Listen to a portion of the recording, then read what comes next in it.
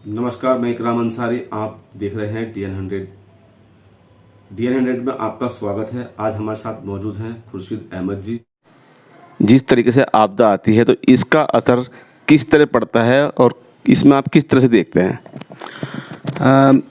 NASA, national aeronautic and space administration USA की एक report है जिसके अंदर उन्होंने कहा है कि ज़मीन का जो टेम्परेचर है, इस हमारी धरती का टेम्परेचर 0.9 डिग्री बढ़ गया है। जब ज़मीन का टेम्परेचर बढ़ेगा तो उसका बहुत सारी चीज़ों के ऊपर इफ़ेक्ट आएगा, ख़ासकर हमारी जलवायु के ऊपर, क्लाइमेट के ऊपर, मौसम के ऊपर, सब चीज़ों के ऊपर असर आएगा क्योंकि गर्मी बढ़ जाएगी। तो उसका असर ये होता है कि जो ग्लेशियर्स हैं, जो बड़े बड़े ग्लेशियर्स हैं, वो पिघलना शुरू हो जाते हैं। उससे समुद्र के पानी का लेवल बढ़ जाता है। जहाँ पर गर्मी ज़्यादा होती है वहाँ पर जो वाटर टेबल है वो नीचे चली जाती है, जिससे कि सूखे की स्थिति पैदा हो जाती है। और चूँकि अचानक जो है वो क्लाउड्स, जो एवोपरेशन होता है ज़मीन का, वो बढ़ जाता है और उससे जो क्लाउड बारिश के होते हैं वो अचानक एक जगह बरस जाते हैं और उससे फ्लड आ जाता है। ये सारे हालात हो रहे हैं। उससे ज़मीन की गर्मी बढ़ने की वजह से जो ज़मीन की जो प्लेट है, जिसको टाइटेनिक प्लेट कहते हैं, उसके ऊपर असर पड़ता है। उसके मूवमेंट की वजह से जगह जगह पर अर्थक्वेक आते हैं, भूचाल आते हैं और अंदरूनी स्ट्रक्चर बदलनी शुरू हो जाती है। ये सब हालात पैदा हो रहे हैं और इसकी जो वजूहात हैं वो हमें समझने की ज़रूरत है कि किन वजूहात से ये बात पैदा हो रही है। जैसे कि साइंटिस्ट कह रहे हैं कि जो आपकी ज़मीन में से जो गैसेस निकलती हैं, जिसको कहते हैं ग्रीन गैसेस, उसकी वजह से ओज़ोन की जो लेयर है, जो कि इस पृथ्वी को, इस ज़मीन को सूरज की डायरेक्ट गर्मी से बचाती है, वो ओज़ोन की लेयर आहिस्ता आहिस्ता डिप्लीट हो रही है, कमज़ोर हो रही है और उसके अंदर होल होने शुरू हो गए। तो उससे ये इफ़ेक्ट आ रहा है कि सूरज की जो तपिश है वो सीधी ज़मीन के ऊपर पड़ती है। और अभी आपने अगर देखा होगा कि पूरे यूरोप के अंदर, अमेरिका के अंदर और दूसरे सब कॉन्टिनेंट के अंदर हीट वेव की कंडीशन थी। उसकी वजह से बहुत सारी मौतें हुई, उसकी वजह से तमाम ज़िंदगी मुतासिर हुई। जो हमारे जंगलात थे उनमें आग लगी और बहुत ज़्यादा भयंकर आग लगी। अगर आप देखें इंग्लैंड वगैरह में और यूरोप के अंदर बहुत सारी नदियाँ सूख रही हैं। वहाँ पर सूखे की स्थिति है, नदियों का पानी, जल स्तर गिर गया है। तो ये सारे इफ़ेक्ट आ रहे हैं, जलवायु परिवर्तन हो रहा है, क्लाइमेटिकल चेंजेस आ रही हैं। तो जो ये फिनोमेनन चल रहा है उसकी वजह से जो है पहाड़ों के ऊपर अचानक जो है बादल एक जगह कंसंट्रेट हो जाते हैं और बारिश बहुत ज़्यादा होती है, जिसकी वजह से वो नदियों के अंदर पानी आता है। अब नदियों की कंडीशन ये है हमारी कि नदियों के अंदर सफाई नहीं होती है। वहाँ पर नदियों के किनारे आबादी हो गई हैं। नदियों में जो है ना बड़े बड़े रिजॉर्ट्स बना लिए हैं लोगों ने अनऑथोराइज तरीके से, और नदियों की जगह को घेर लिया है। जो नदियों में पानी का फ्लो था उसको रेस्ट्रिक्ट कर दिया गया है, ऑब्स्ट्रक्शन है वहाँ पर। उसकी वजह से नदियों का लेवल ऊपर, जो उसके अंदर सिल्ट है उसका लेवल ऊपर आ गया है। तो जब एकदम से पानी आता है तो पानी का फ्लो उसकी वजह से बाधित होता है और वो उसका असर जो आसपास का जो एरिया है उसके ऊपर पड़ता है, लैंडस्लाइड होते हैं और उससे जो फ्लड आता है उससे जो आसपास की जो बस्तियाँ हैं वो मुतासिर होती हैं, जान माल का नुकसान होता है, घर गिरते हैं, स्कूल गिरते हैं और जो रिजॉर्ट जिन्होंने नदियों की ज़मीनें घेर रखी हैं वो गिरती हैं। यही चीज़ हमें उत्तराखंड में देखने को मिलती है अक्सर। अभी जो मालदेवता के अंदर, मालदेवता वाली नदी के अंदर अभी फ्लड आया है, वो उसी का नतीजा है, क्योंकि वो नदी का जो फ़्लो था, मुझे भी यहाँ रहते हुए काफ़ी अर्सा हो गया, मैंने उसका फ़्लो देखा है। रायपुर से ऊपर मालदेवता के अंदर मालदेवता की नदी का वो फ्लो हम जानते हैं, वो आहिस्ता आहिस्ता वहाँ पर बहुत सारे रिजॉर्ट्स बना करके, बहुत सारे घर बना के, बहुत सारी आबादियाँ करके वो सारी रेस्ट्रिक्ट कर दिया। उसकी वजह से जब वहाँ से बहुत ज़्यादा पानी आता है तो वो आकर के डैमेज करता है और नुकसानात होते हैं और ये आपदा की स्थिति उत्पन्न हो जाती है। इसी तरह से हम देख रहे हैं कि अभी एक मैंने रिपोर्ट देखी है, उस रिपोर्ट के अंदर कहा गया है कि बद्रीनाथ की जो पहाड़ी हैं वो भी दरक रही हैं। उसके अंदर जो बद्रीनाथ का जो टेम्पल है उसके अंदर दरारें आ गई हैं, चूँकि ज़मीन के अंदर गर्मी की वजह से चेंजेस आ रही हैं, तो टाइटेनिक प्लेट जो है ज़मीन की उसके ऊपर असर पड़ता है, उससे अर्थक्वेक की कंडीशन होती हैं। अब ये सारे का सारा हिमालय जो है सेस्मिकोलॉजिकल जोन के अंदर है। यहाँ पर जब ये चेंजेस आती हैं तो उससे अर्थक्वेक की कंडीशंस होती हैं और उसकी वजह से वो पहाड़ दरक रहे हैं और वहाँ पर जो रहने वाले लोग हैं वो महसूस कर रहे हैं कि उनकी जो बिल्डिंग्स हैं उनके अंदर दरारें पड़ रही हैं और अनसेफ होती चली जा रही हैं बिल्डिंगें। अब इन हालात में क्या हो रहा है कि इसके रीज़न को भी हमें समझना पड़ेगा कि ज़मीन का जो टेम्परेचर वो बढ़ क्यों रहा है। तो साइंटिस्ट जो बताते हैं वो ये बताते हैं कि भाई चूँकि ज़मीन में से जो है ग्रीन गैसेस निकलती हैं, जो हम दुनिया भर का हमारा ट्रैफिक है, इससे जो एमिशन है इससे गैसेस निकलती हैं, फैक्ट्रीज से गैसेस निकलती हैं और भी बहुत सारी चीज़ें हैं, उसकी वजह से वो गैसेस निकलती हैं और वो ओजोन की जो लेयर है उसको वो डिप्लीट कर रही हैं, उसको कमज़ोर कर रही हैं, उसके अंदर होल कर रही हैं। एक और बिल्कुल जो जिस चीज़ के ऊपर हम बिल्कुल ध्यान नहीं दे रहे हैं कि अब हम नेक्स्ट जनरेशन टेक्नोलॉजी की तरफ जा रहे हैं। हम चाहते हैं कि स्पीड के अंदर हम टाइम को भी अपना कंट्रोल में कर लें, तो उस हालात के अंदर नए से नई स्पीड जो है हम उसमें आना चाहते हैं और उसके लिए नेक्स्ट जनरेशन टेक्नोलॉजी, जैसे कि अब बहुत सारी कंट्रीज़ के अंदर 5th जनरेशन टेक्नोलॉजी या 5G की टेक्नोलॉजी इस्तेमाल की जा रही है। ये जितनी भी टेक्नोलॉजी हैं इससे कंटिन्यूअस रेडिएशन होता है।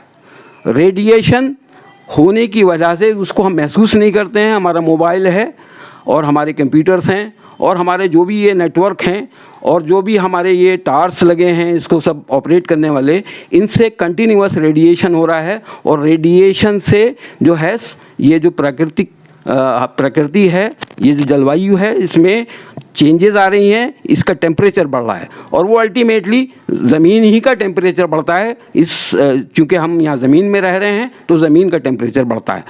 इसकी तरफ तवज्जो देने की ज़रूरत है। अभी एक मैंने लेटेस्ट रिपोर्ट चाइनीज़ एक जो साइंटिस्ट हैं उनकी पढ़ी है। उनका कहना ये है कि 6th जनरेशन टेक्नोलॉजी जिसके ऊपर इस वक्त काम किया जा रहा है वो इस 5G टेक्नोलॉजी से भी 100 गुना ज़्यादा उसकी स्पीड होगी। तो उस स्पीड का ये इफ़ेक्ट होगा कि उससे जो टेराबाइट्स होंगे उससे जो वेव्स निकलेंगी और जो उससे रेडिएशन होगा उससे इंसानी दिमाग का जो आपका ब्रेन है उसके सेल्स जो हैं उसके ऊपर असर पड़ेगा और उससे इंसान के ऊपर अल्जामायर जैसी बीमारियाँ और पार्किंसंस वगैरह इस तरह की बीमारियाँ पैदा होंगी। और जब इस तरह की बीमारियाँ लोगों के अंदर पैदा होंगी तो उसकी ज़िंदगी, इंसानों की ज़िंदगी भी इफ़ेक्ट करती है और उसके अलावा तमाम जितनी ज़मीन के ऊपर रहने वाली चीज़ें हैं, चाहे वो पेड़ पौधे हैं, चाहे वो जानवर हैं, वो सारी इफ़ेक्ट करती हैं। दूसरी चीज़ ये है कि हम एहसास नहीं कर रहे हैं हमारे जलवायु के अंदर हम कितना नुकसान पहुंचा रहे हैं, ये हमें अंदाज़ा नहीं है। हिमालय से लेकर के और गंगा सागर तक हमने गंगा को बिल्कुल पलूट कर रखा है, उसका पानी पोर्टेबल नहीं है, उसके अंदर इतनी गंदगी है। ऐसे यमुना को कर रखा है, तमाम हमारी नदियाँ चाहे ब्रह्मपुत्र हो चाहे जो भी हो, वो सारी की सारी नदियाँ हमारी पलूटेड हैं। हमारा पानी पीने का जो सबसॉइल वाटर आता है या हमारा वाटर टेबल है वो सब पलूटेड होती चली जा रही है और हम उस तरफ ध्यान नहीं दे रहे हैं। जब हम छेड़छाड़ करेंगे नेचर के साथ में तो उसके रिज़ल्ट हमें भुगतने पड़ेंगे और यही रिज़ल्ट आपदा की शक्ल में हमारे सामने आता है और उसका हमें नुकसान उठाना पड़ता है। दूसरी बात यह है कि जैसे आजकल की घटनाएं घट रही हैं, एक बच्चे को लेकर भी विवाद फैल रहा है, हो रहा है, और दूसरा ये है कि एक बिल्किस बानो का जो मैटर उछल रहा है, जो कि आरोपी थे उनको रिहा कर दिया गया था, तो उसको आप किस तरह से देखते हैं? देखिए भाई, एक जुल्म जो होता है हमारे मुल्क के अंदर, मैं ये महसूस कर रहा हूँ कि अब जुल्म किया जा रहा है, और जुल्म जो है वो डिफरेंट फॉर्म के अंदर हो रहा है। कभी हमारे सामने आता है कि जो हमारे एससी समाज के लोग हैं, उनकी जो लड़कियां हैं उनके साथ में ज़्यादती की जाती है, जैसे हापुड़ के अंदर हुई। इसी तरह से पहाड़ के ऊपर हम देखते हैं कि वो शादियों के अंदर उनको जो है रेस्ट्रिक्ट किया जाता है, वो बारात नहीं चढ़ा सकते। इसके अलावा ये होता है कि वो एक भोजन माता थी वहाँ पे पहाड़ के अंदर, उसने अगर खाना बनाया तो जो दूसरे समाज के लोग थे वो खाना नहीं खाने के लिए तैयार थे। इसी तरह से ये अभी जालौर के अंदर जो हादसा हुआ है, और जालौर के अलावा जैसे कठुआ के अंदर हादसा हुआ, उस बच्ची को वहाँ पर उसके साथ में दरिंदगी की गई, उसको मारा गया, और उसके बाद फिर क्या किया गया कि जिन लोगों ने वो काम किया था उनको बाकायदा उनके फेवर में जलूस निकाले गए, उनकी जो है पूरी इज़्ज़त अफजाई की गई। इसी तरह से ये जालौर के अंदर हुआ है। वो बच्चे की ख़ता ये थी कि उसने शायद वो घड़े को छू दिया, और उसके ऊपर जो चूँकि वो सरस्वती मंदिर में ही बच्चा वो पढ़ता था, तो चूँकि यहाँ पर जो संस्कृति है उसके हिसाब से 75 साल के बाद भी आज तक जो समाज SC ST का है उसको अपने बराबर का नहीं माना जाता है, उसको आज भी शूद्र माना जाता है। ये चाहे कितनी ही कोशिश कर लें, चाहे कितना ही कह लें कि हम उनको हिंदू मानते हैं, मगर सच्चाई ये नहीं है। आज उनको कोई बराबर में बैठा करके खाना खिलाने के लिए तैयार नहीं है, उनसे दूर भागते हैं। उस बच्चे ने अगर पानी के मटके को छू लिया तो उसके लिए जुर्म हो गया, उसकी ज़िंदगी उसमें चली गई, उस बच्चे को मार दिया। दूसरी चीज़, अभी जैसे बिल्किस बानो का केस है, बिल्किस बानो का केस भी उसी तरह से है। आज इस मुल्क के अंदर मुसलमान होना शायद गुनाह हो गया है, या मुसलमान होने का मतलब ये है कि उसके साथ में किसी तरह का भी जुल्म किया जा सके।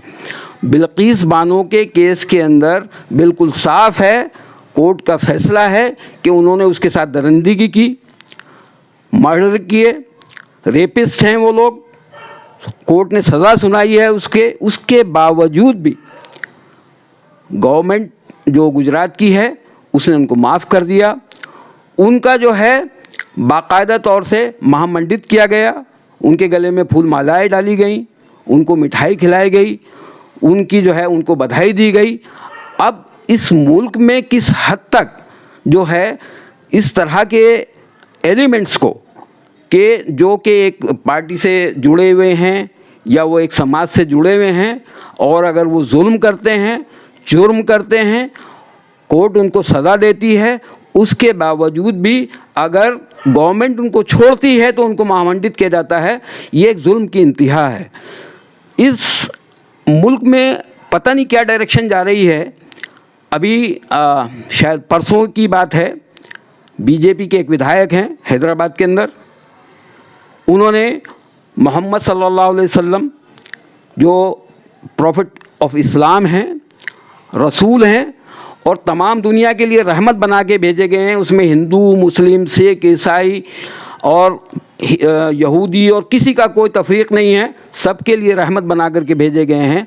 उनके बारे में उसने पता नहीं किस तरह की ज़बान है उसकी, वैसे तो सही मायनों में पता नहीं किस तरह का इंसान है कि एक आदमी का जो आपके बीच में है ही नहीं। 1400 साल पहले उनका इंतकाल हो चुका है।